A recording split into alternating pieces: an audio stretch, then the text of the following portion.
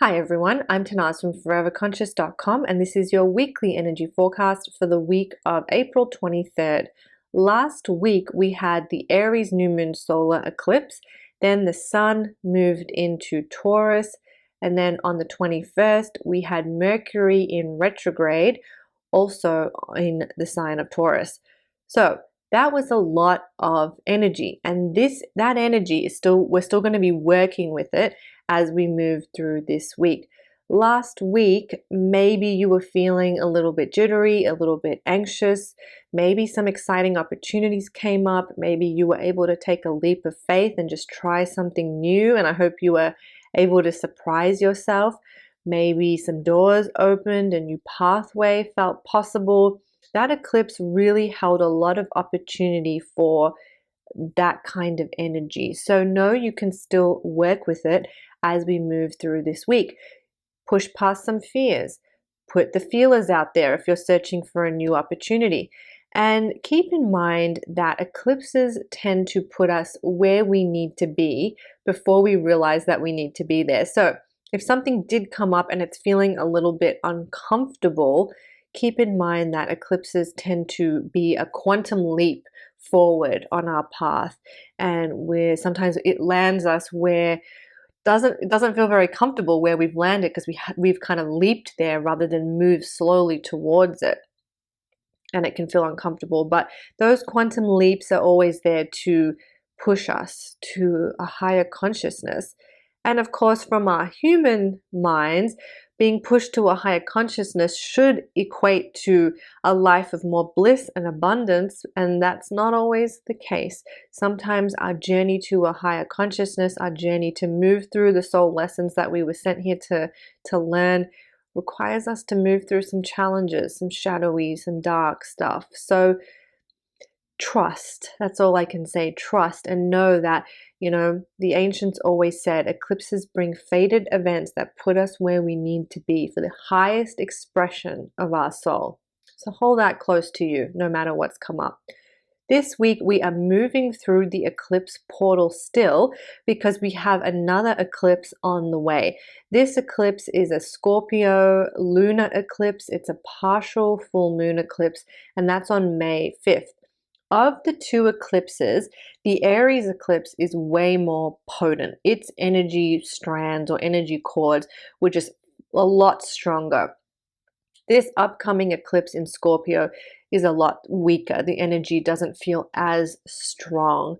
However, the energy cords around that eclipse feel a little bit heavier. It's a very internal eclipse. And actually, as we move through this week, and as we get to that eclipse, we may feel this need to go within, to retreat. Mercury is in retrograde, and Mercury is the messenger. And when it's in retrograde, it guides us to go within and listen to our inner voice. Instead of listening to the voices of the world around us, it guides us to go within and listen to our own inner voice. So that energy is drawing us within. Also, by the way, I kind of think it's very nice that we have Mercury retrograde right in between this eclipse portal, because Mercury retrograde has a little bit of a slowdown effect. This will help us to digest and integrate some of these stronger eclipse energies. And so that energy, that integration, that digestion does require us to go within, to be in a little bit more of a reflective state. And we're going to feel that.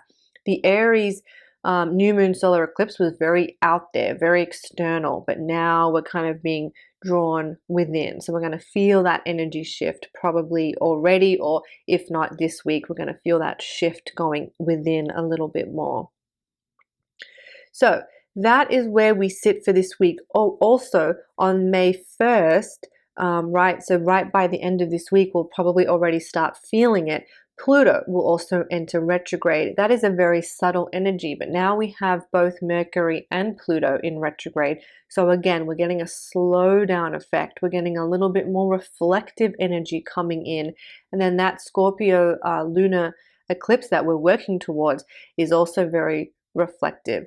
As we get closer to that eclipse as well, that eclipse holds a little bit of heavier transformative energy, and this transformation is kind of happening on an inner level. So things might come up, emotions, sensitivities, things that we've buried deep within, some shadow stuff. So we may also start feeling that as we move closer to that eclipse. So big energies, bold energies. Keep in mind, eclipses always bring fated events for the highest evolution of our soul.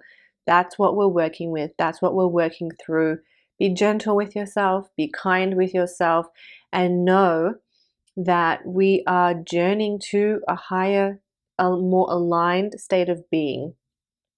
Also, I'll wrap up by saying the sun shifted into Taurus, and Taurus is ruled by Venus, but also planet Earth. So this is also a good time to be in nature, to have gratitude for this our home planet, but to also recognize that we chose planet Earth as our stomping ground, as our playground for the soul lessons that we wanted to learn. We chose planet Earth for this reincarnation for a reason. So finding some ways to honor that, to feel more at home on this planet, even though sometimes, we can flick on the news or see stuff and we're thinking, oh my gosh, where do I live, right?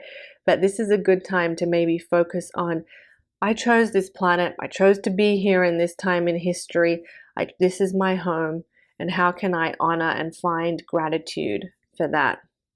All right, I hope that's helpful. You can find more at foreverconscious.com. I have your full May astrology forecast up as well. I'll pop it in the description box, but again, you can find it at foreverconscious.com. Also, if you want to work on some journal prompts for the Mercury retrograde cycle that we're moving through, I have those for you as well. You can find them again, foreverconscious.com. All right, have a great week. I'll see you next week. I'm Tanaaz. Thank you so much.